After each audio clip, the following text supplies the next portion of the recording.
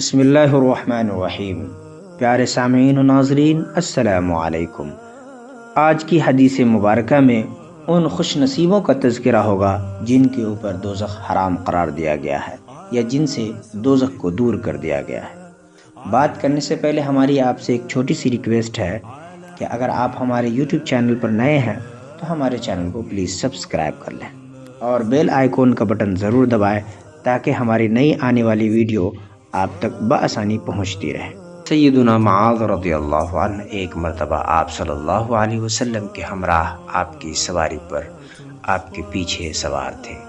رسول اللہ صلی اللہ علیہ وسلم نے ان سے فرمایا، اے معاذ۔ انہوں نے عرض کیا، لبیک یا رسول اللہ وسعدیک۔ آپ صلی اللہ علیہ وسلم نے فرمایا، اے معاذ۔ انہوں نے عرض کیا، لبیک یا رسول اللہ وسعدیک۔ 3 مرتبہ ایسا ہی ہوا۔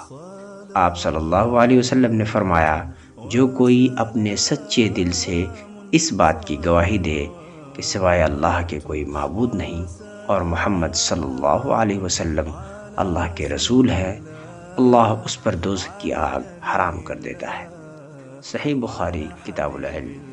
سیدنا عبداللہ ابن مسعود رضی اللہ عنہ سے روایت ہے کہ رسول اللہ صلی اللہ علیہ وسلم نے فرمایا، کیا میں تم لوگوں کو ایسے شخص کے متعلق نہ بتاؤں جس پر دوزخ کی آگ حرام اور وہ آگ پر حرام ہے؟ یہ وہ شخص ہے جو نرم مزاج اور لوگوں کے قریب ہے اور ان کے لیے سہولت اور آسانی پیدا کرتا ہے۔ یہ حدیث حسن غریب ہے۔